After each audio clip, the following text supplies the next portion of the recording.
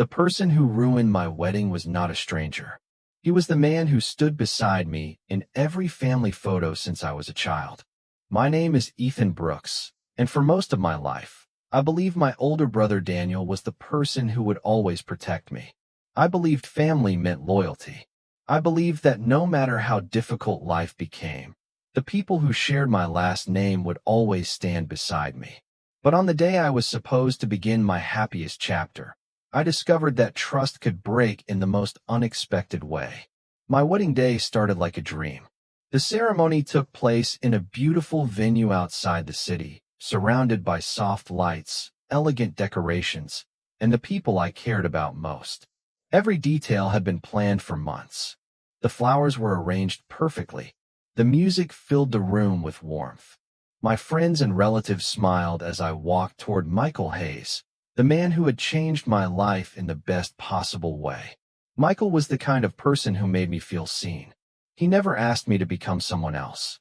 He never compared me to anyone. He simply loved me for who I was. Standing beside him that day, I felt like I had finally found the place where I belonged. But there was one person I wanted to see there more than anyone else besides Michael. My brother Daniel. Growing up, Daniel was always the person everyone noticed first. He was confident, successful, and naturally comfortable in every room he entered. Family members admired him. They talked about his achievements and his future.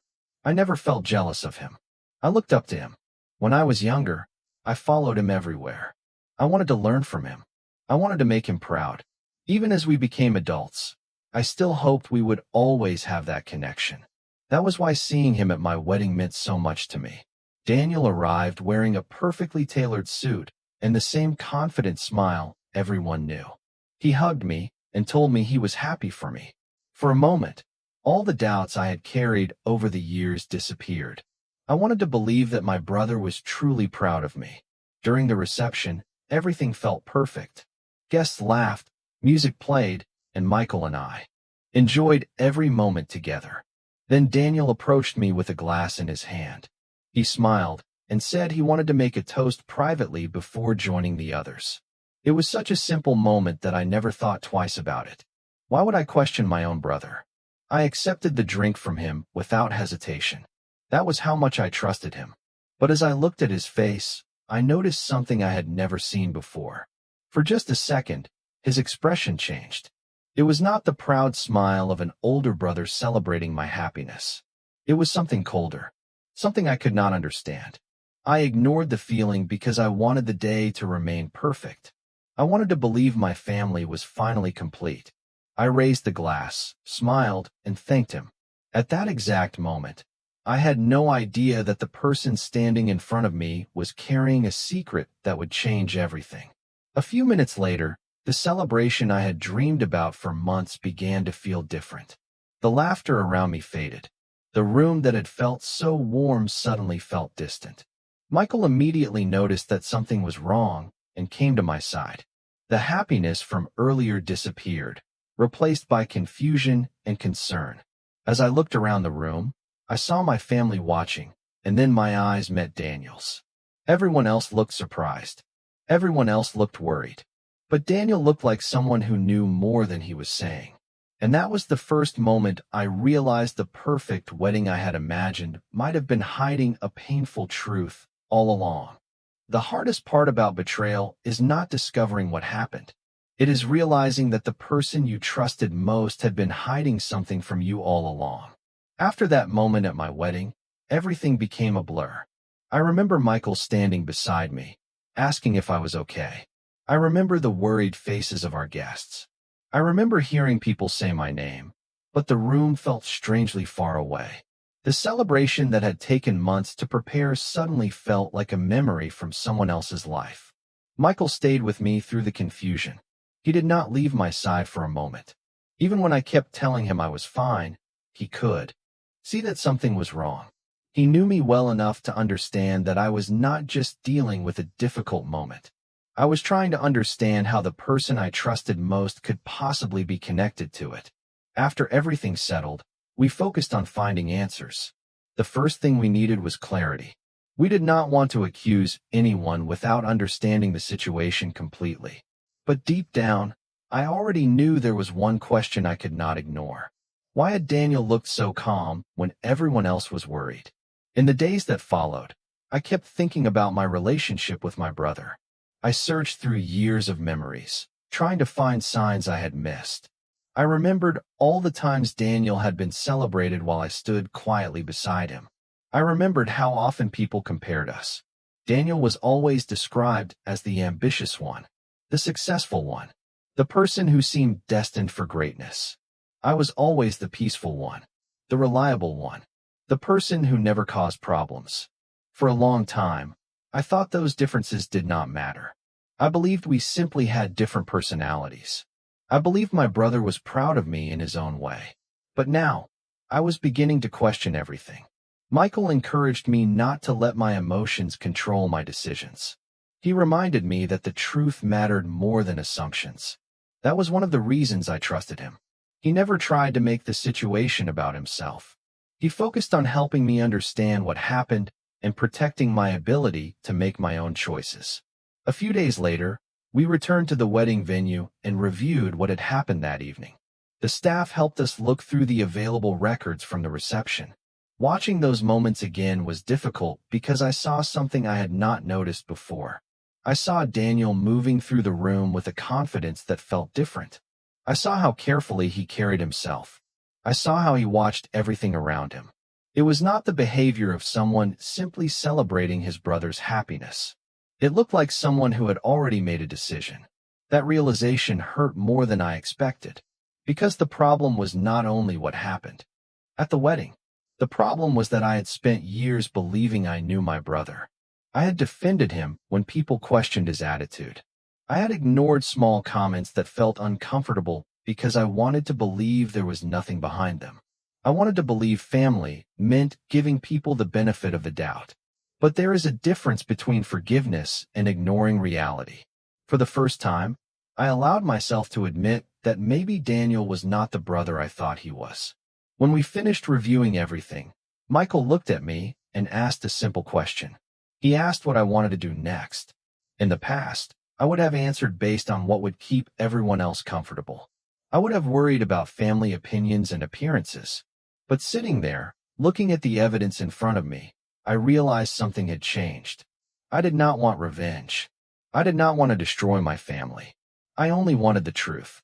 Because without the truth, I would spend the rest of my life wondering if I had ignored the warning signs all over again. And that was a question I was no longer willing to avoid. The truth I wanted was finally in front of me, but knowing the truth did not make it easier to accept. Sometimes the hardest moments are not when you discover someone has disappointed you. They are the moments when you have to let go of the person you thought they were. After reviewing the details from the wedding, Michael and I decided we needed more information before making any decisions. We did not want anger to guide us. We wanted facts. We wanted to understand what had really happened and why Daniel had made the choices he made.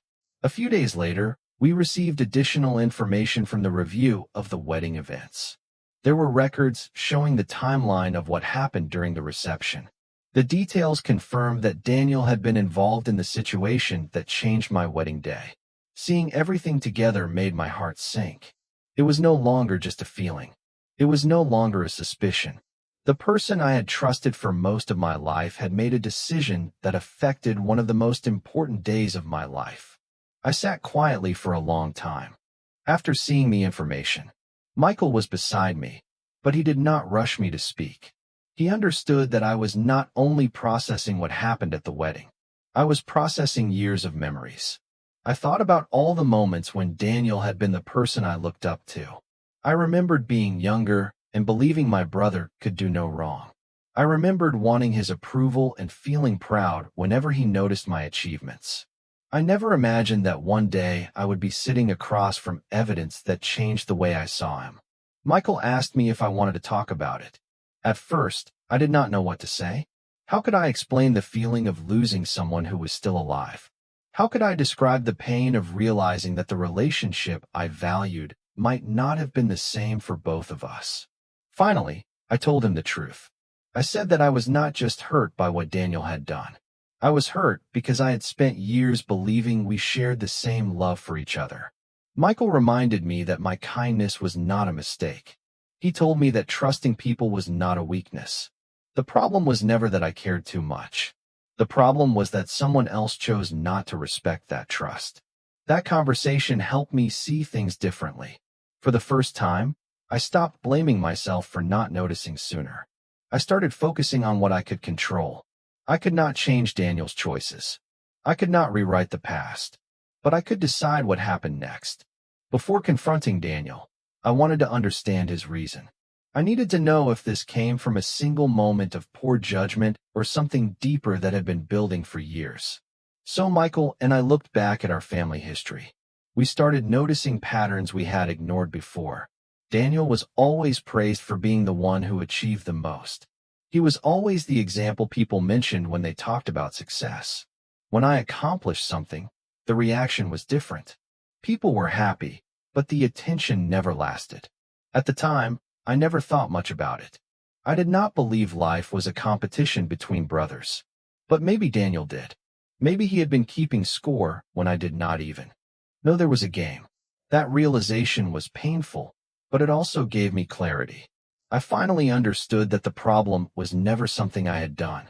It was something Daniel had carried inside himself. A few days later, I received a message from him asking to meet. He said he wanted to explain everything. I stared at the message for a long time before answering. Part of me wanted to hear his side. Part of me wanted to believe there was still a way to fix what was broken. But another part of me knew things had changed forever. The next conversation with my brother would reveal whether he truly understood what he had done or whether he was still trying to protect himself. When I agreed to meet Daniel, I thought I was prepared for whatever he would say. I told myself I would stay calm. I told myself I would listen carefully and not let emotions control the conversation. But the truth was, I was not prepared to see my brother sitting across from me as someone I no longer completely understood. We met at a quiet coffee shop not far from where we grew up. It was a place filled with memories because Daniel and I used to come there when we were younger. Back then, I never imagined we would one day sit at the same table trying to understand how our relationship had changed so much. Daniel arrived a few minutes late. He looked different from the person everyone usually saw at family gatherings. The confidence was still there, but something about him seemed uncertain. For a moment, I saw the brother I remembered from childhood, and that made the conversation even harder. He started by saying he wanted me to know that he never meant for things to become complicated. He said he never wanted my wedding day to turn into such a painful memory. I listened quietly, waiting for him to explain. But as he continued talking, I realized something. Daniel was explaining his intentions, but he was not truly acknowledging the impact of his choices. He talked about his stress. He talked about his frustrations. He talked about feeling overlooked. But he did not talk about what I had gone through. That was when I understood that the problem was deeper than one decision. Daniel had spent so much time focusing on how he felt that he never considered how his actions affected anyone else. I asked him a simple question. I asked why he felt the need to interfere with my life. He looked away for a moment before finally admitting something he had never said before. He felt like he had spent his entire life being the person everyone expected to succeed. He believed he had to maintain a certain image. When I started building a happy life with Michael, he felt like people were finally noticing me instead of him. Hearing those words was painful because I realized Daniel had turned our relationship into a competition without ever telling me there was a competition. I never wanted to replace him. I never wanted to take attention away from him. I was simply trying to live my own life. I told him that I had spent years supporting him. I celebrated his achievements. I defended him when people questioned him. I wanted my brother to be happy, not defeated. Daniel became quiet.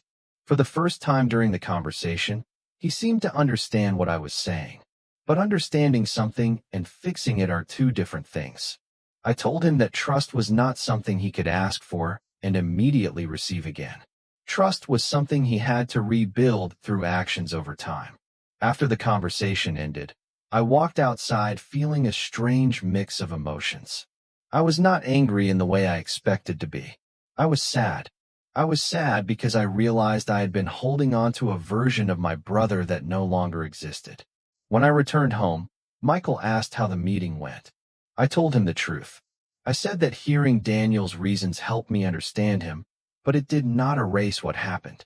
Michael reminded me that understanding someone did not mean excusing their choices. That was something I needed to hear. For years, I confused forgiveness with accepting everything people did to me. I thought being a good person meant always finding a reason to let things go. But I was learning that forgiveness could exist alongside boundaries. The next morning, my parents contacted me. They wanted to talk about what happened and asked me to come to the family home.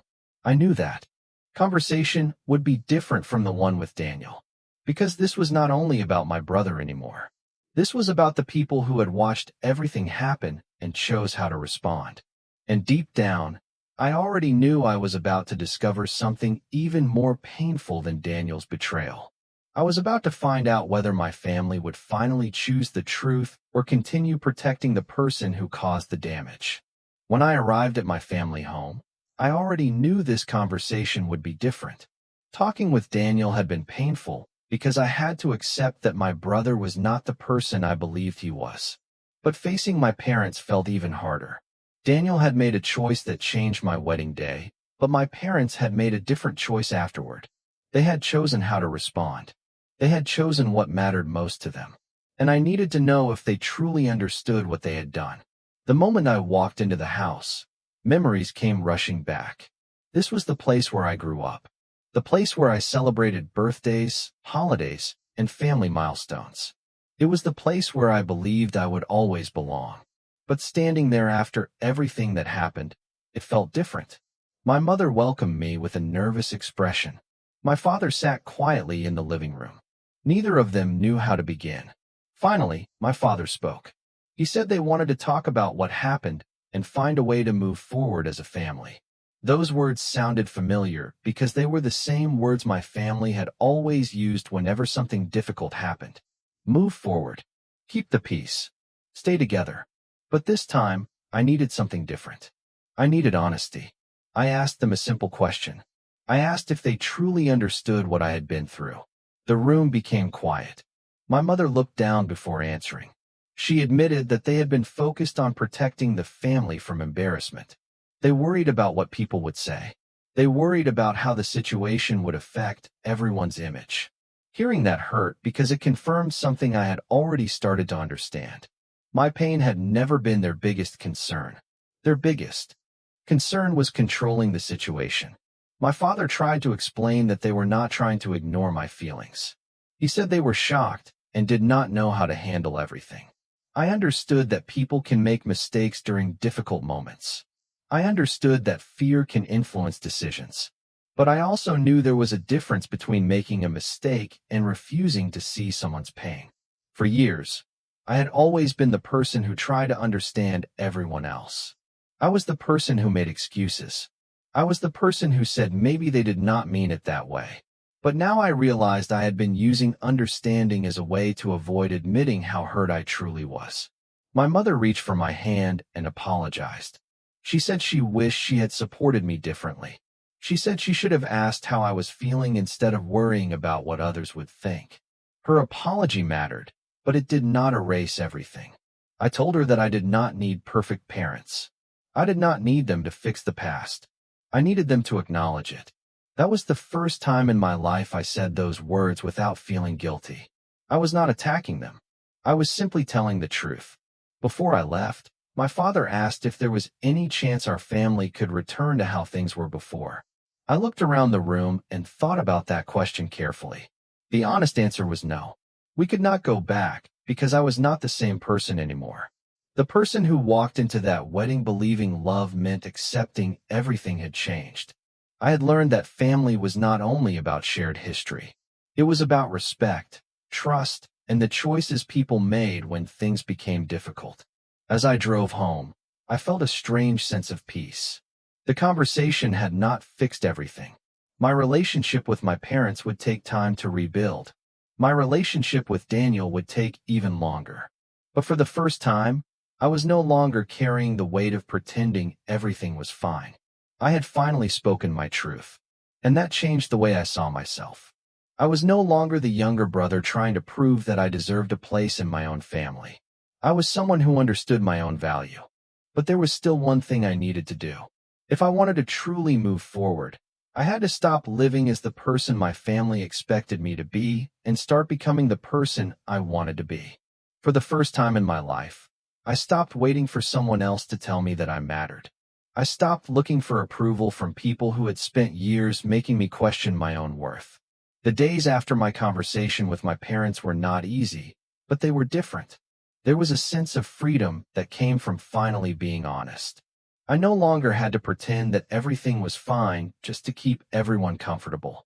I could finally admit that I had been hurt. I could finally admit that I deserved better.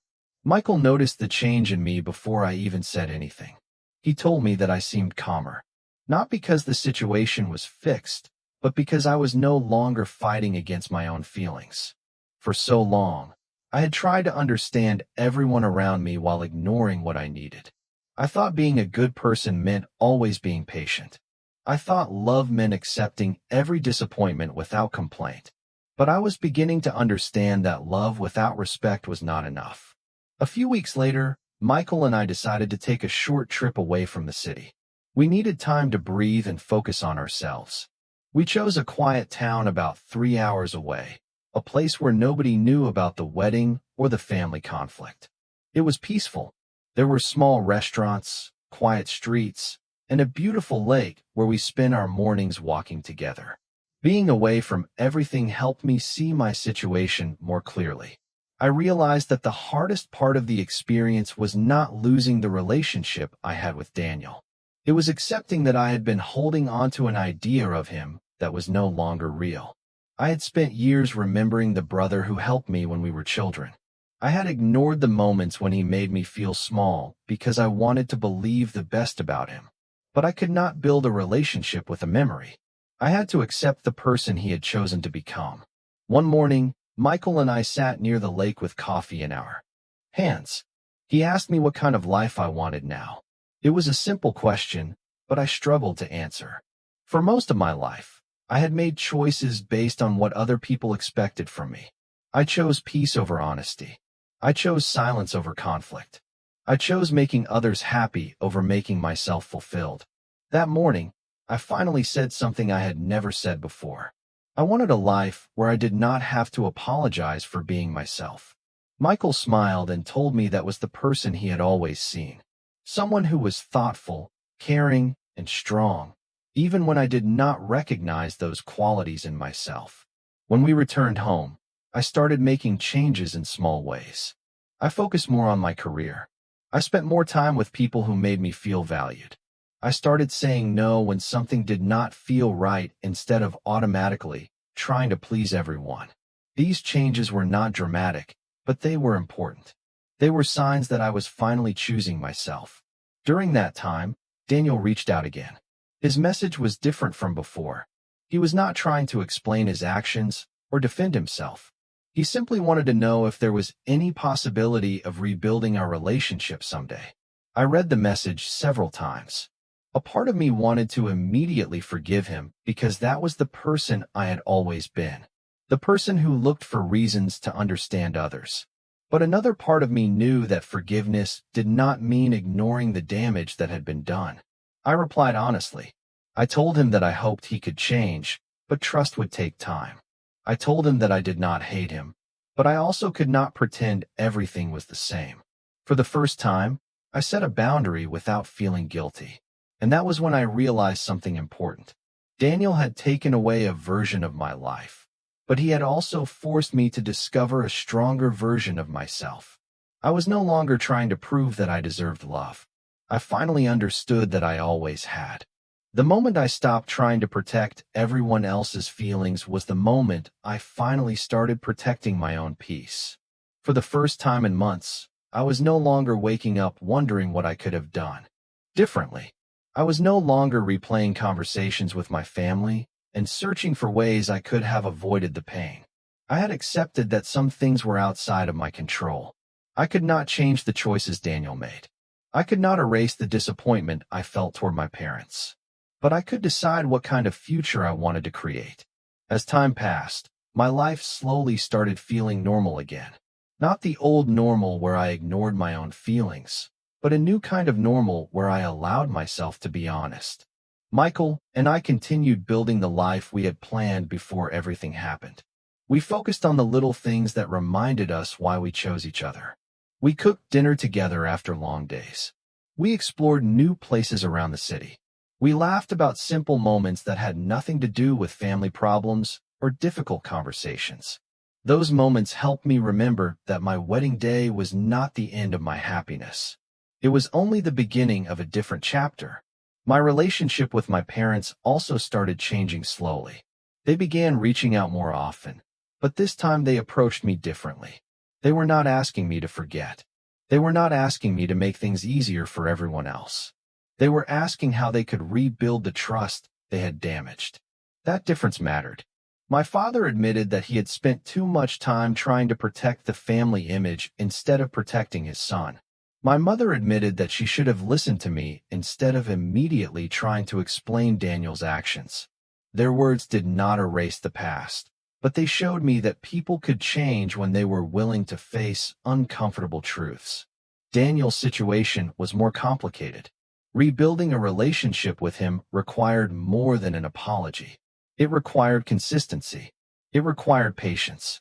It required him to understand that trust was not something he could demand. It was something he had to earn. For a while, we kept our distance. We spoke occasionally, but things were different. The easy conversations from childhood were gone. The automatic trust was gone. But slowly, I began noticing small changes. Daniel stopped trying to justify what happened. He stopped talking about his own feelings as if they were the only ones that mattered. Instead, he started asking questions. He started listening. That was something I never expected.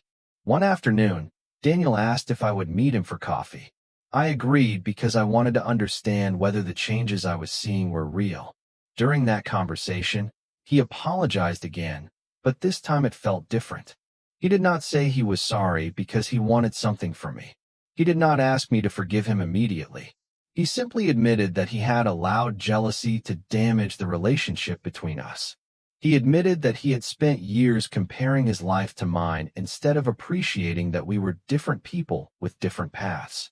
I listened carefully. Part of me still remembered the pain, but another part of me saw that he was finally beginning to understand. I told him that I hoped he continued changing, but I needed him to know that things would never go back to exactly how they were before.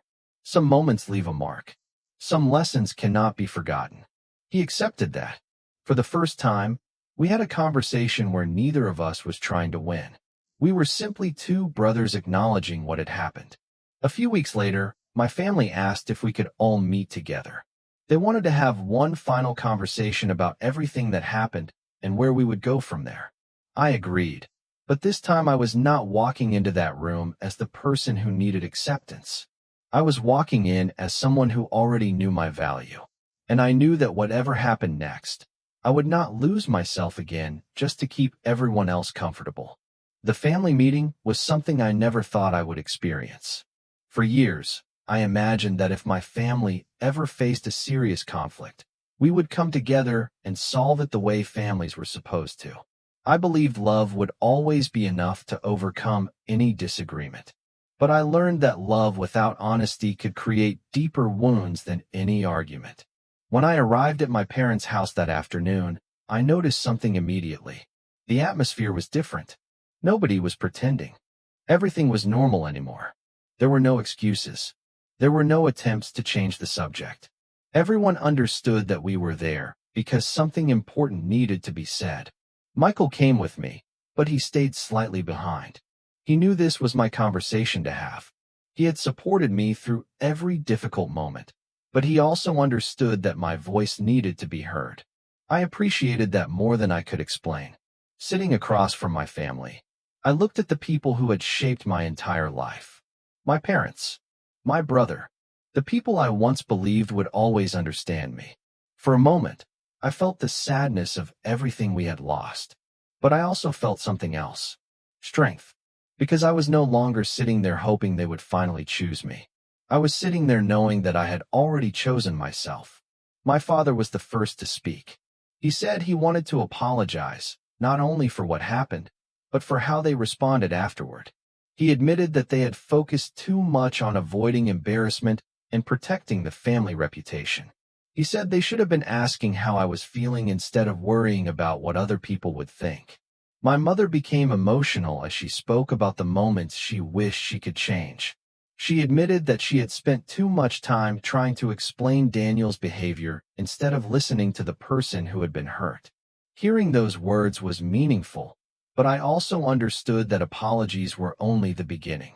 Words could open a door, but actions were what rebuilt trust. Then Daniel spoke. The room became quiet because everyone knew this was the conversation we had been avoiding for months. Daniel looked at me and admitted that he had allowed his jealousy to control his choices.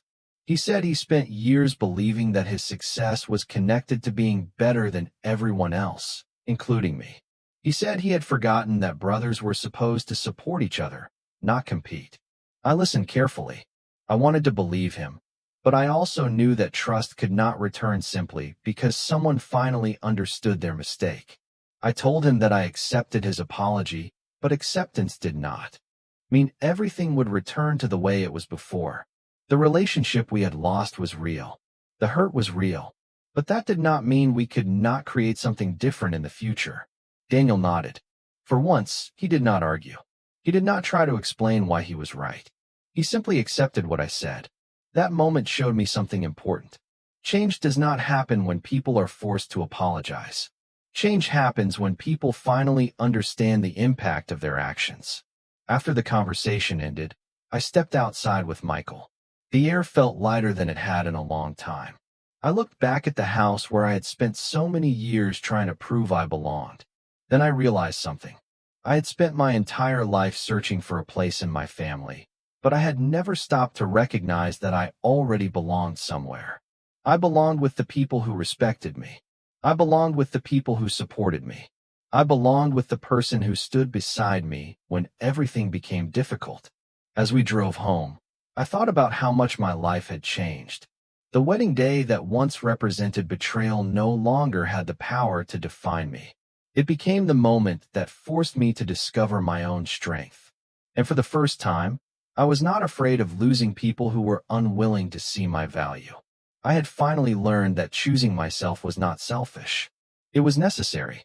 1 year later, I still remembered the feeling of standing in that wedding hall and realizing that my life was about to change forever. For a long time, I believed that moment would always represent the worst day of my life. I thought it would always remind me of disappointment, broken trust, and the people who failed me when I needed them most. But as time passed, I started seeing that day differently. It was not the moment my life fell apart. It was the moment I finally discovered what truly mattered. My name is Ethan Brooks, and I am no longer the person who spends every day wondering if he is enough for other people. I am no longer the person who changes himself just to keep everyone else comfortable. I learned that my value was never decided by my family's approval, my brother's opinion, or anyone else's expectations. My value was always there. I just had to recognize it. Michael and I continued building our life together, and our relationship became stronger because of everything we had experienced. We learned that a strong relationship was not created by perfect moments. It was created by the way two people supported each other when life became difficult. Michael never tried to fix me because he knew I was not broken. He simply reminded me that I was capable of finding my own strength. That was something I would always be grateful for. My relationship with my parents also changed over time. We did not suddenly become the perfect family from a movie. Real life does not work that way. Healing takes patience. Trust takes effort. But slowly, we created a different kind of relationship. One built on honesty instead of pretending. My parents started listening more. They started asking questions instead of assuming they already knew the answers. They understood that loving someone meant respecting their feelings, not just protecting the family image. Daniel's journey was different. We were not the same brothers we were before. Too much had happened for things to simply return to normal. But we found a new way to communicate. He stopped trying to compare our lives, and I stopped trying to earn his approval.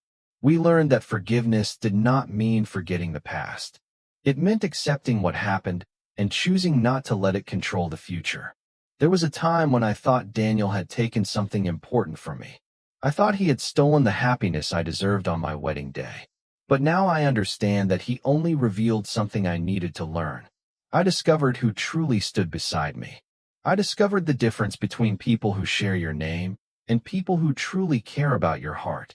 Months later, Michael and I returned to the place where our wedding reception had been held.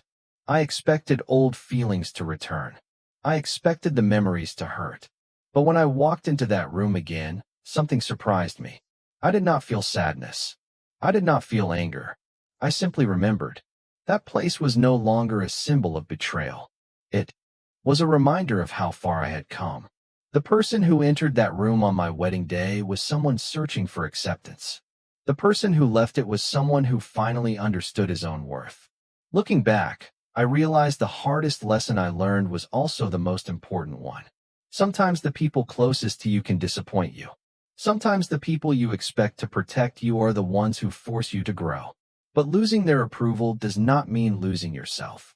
In fact, sometimes it is the first step toward finding who you truly are. My story was never about a perfect family or a perfect life. It was about learning that love should make you feel valued, not invisible. It was about understanding that forgiveness can exist with boundaries. It was about choosing peace after years of trying to please everyone else. And today, when I look at my life, I no longer see the wedding day as the beginning of my pain. I see it as the beginning of my transformation. Because sometimes the moment that breaks your heart is the same moment that teaches you how strong you really are.